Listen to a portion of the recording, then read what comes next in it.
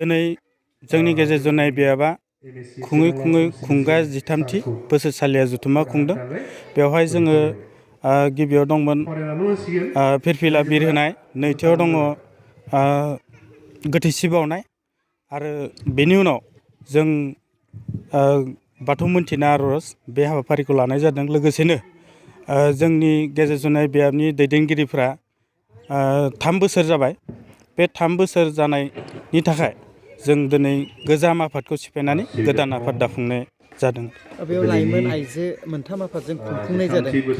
बेयाव नोंथांमोना मोनसे थासारि जिथु मिडिल जुनाय बाथौ दुलाराय बाथौ महासभानि जिहेतु दैदेननाया माबायदि सोलिदों बेनि सोमोन्दै दिनै जोंनि गेजेर जनाय बियाबाव दिनै जों बेयाव गागि लाइमोन माइनाव बे जोंनि बे आफादफोरा जोंनि गेजेर जनाय बियाबाव जोंनि बाथौ धोरोमा जे दावगानायनि थाखाय जों बेखौ गासै रायजोफोरनिसिम जों बेखौ खावलायदों जाहाथे बर'नि धोरोमा बाथौ धोरोम, बे धोरोमखौ गासै जोंनि बियाबनि बेन्दोङाव थानाय गामिफोरखौ जोङो खावलायो जे जोंनि बर'नि असे धोरोमा बाथौ धोरोम, बेनिखायनो जों बेखौ फोसाबलांनो बा दावगालांनो थाखाय बे दावगालांनायनि थाखाय जों गामिनि रायजो बिथांमोनखौ जों मेसेज होनाय जागोन।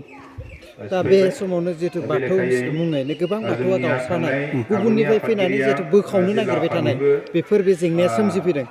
बे नोंथांमोना बेनि गेजेरजों मा फोरमायगोन? बै बिथांमोना जिहेतु फैयो, जिहेतु बाथौनि मुङावनो गुबुन बाथौ गोबां बायफ्लेनो थांगासिनो, बिनि सायाव माबायदि हाबाफारि लागोन आरो बे बिथांमोनखौ मा खावलायगोन? दा बेयावहाय जोङो जोंनि गेजेर जनाय बियाबाव जुदि गुबुन धोरोमनिफ्राय फैनानै जोंनि बियाबनि बेन्दोङाव थानाय गामिफोरनि बाथौ धोरोमारिफोरखौ गुबुन धोरोमनि मानसिफोरा फैनानै बे बुरखायनायखौ जोङो बिथांमोनखौ जों खावलायगोन जे जोंनि बाथौ धोरोमनि गेजेराव हाबनानै बिथांमोना बेले बेजे खालामनो नागिरनायखौ जों नुनो मोनदों। बेनिखायनो जाहाथे बेखौ बिथांमोना खालामनाङा, मानो होनोब्ला जोंनि बर'नि असे धोरोम बाथौ धोरोम मानोखा बेखौ बिथांमोना फैनानै बेले बेजे खालामनायखौ जों होबथागोन आरो जोङो गेजेर जनाय बे बाथौ महासभानि लाइमोन आफाद हिसाबै जोङो जोंनि लाइमोनफोरखौ धोरोमजों लोब्बा थानायखौ जोङो बेबायदिनो दाननि आर'ज, जोंना बाथौ धोरोमाव मोनफ्रोमबो दाननि गिबि मंगलबाराव आर'ज गाबो। बैफोराव जोङो लाइमोनफ्रा जोंनिया मोनफ्रोमबो गामियाव थायो। मोनफ्रोमबो गामियाव बेबायदिनो धोरोम आफाद थायो। बे धोरोम आफादाव गागि, माइनाव, लाइमोन, दौरि बेबायदि मोनब्रै आफाद थायो।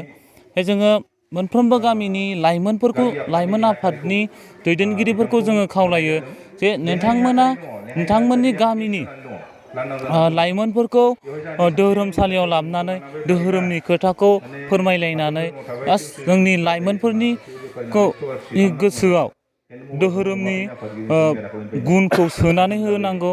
आरो थिग बेबायदिनो जोंनि गेजेर जनाय बियाब बाथौ महासभानि लाइमोन आफादनि खावलायनाय लेखायैनो जोंनि लाइमोनफ्रा धोरोमसालियाव बाहागो लानाया सिगांनिख्रुइ बांबोदों आरो धोरोमनि खोथाफोरखौ एसेबाबो मिन्थिसिनदों होननानै आङो सानो। दा जोङो आरो उनफोरावबो जोङो दिनैहाय जोंनिया गोजाम आफादखौ सिफायना गोदान आफाद दानाय, बेहायबो जोङो जायफोरानोखि गोदान आफादनि दैदेनगिरि जागोन बा आफादगिरि नेहाथारि जागोन, बिथांमोनाबो थिग इयुनावहाय लाइमोनफोरखौ जों सिगांनिफ्रा जाखिनि धोरोमसालियाव लाबोदोंमोन बेनिख्रुइ बांसिनै गोख्रोंसिनै लाबोनानै आरो गोख्रोंसिन खालामगोनखौ आं बिथांमोननिसिमबो मिजिंथिबाय। आं दिनैहाय बड'लेण्ड रादाबाव खुलुमखाबाय। मानो होनोबा दिनैहाय जोंनि गेजेर जनाय बियाब दुलाराय बाथौ महासभाया जिथुनिखि जोंनि गेजेर जनाय बियाबनि हालामाव सिङाव थानाय जोंनि माजर लाइन गामिखौ बिथांमोना बिथोन हरदोंमोन जे नोंथांमोना सानसेनि हाबाफारि लानानै खुंनो हरदो होननायखाय जों गासै रायजो राजाखौ लानानै जोङो बहुद गोजोननाय मोन्दों। मानो होनोबा बेबायदि धोरोमखौ सिबिनानै जुदि जों जाहोनानै जोङो गासैखौबो जुदि गोजोन होनो हायोबा जोंनिबो गोजोनथाव बाथ्रा। बेखायनो जोङो बहुद मदद मोननानै जोंबो गोजोननाय मोन्दों। आरो बियाबनि जानिखि दैदेनगिरिफोर दङ दैदेनगिरिफ्राबो जोंखौ मदद होदों। आरो माखासे जों प्रत्येक गामिनि आफादगिरि नेहाथारिनिफ्राय एसेबाबो जोङो हेफाजाब मोन्दों, मदद मोन्दों। बेखायनो जोङो गोजोननाय मोन्दों आरोखि।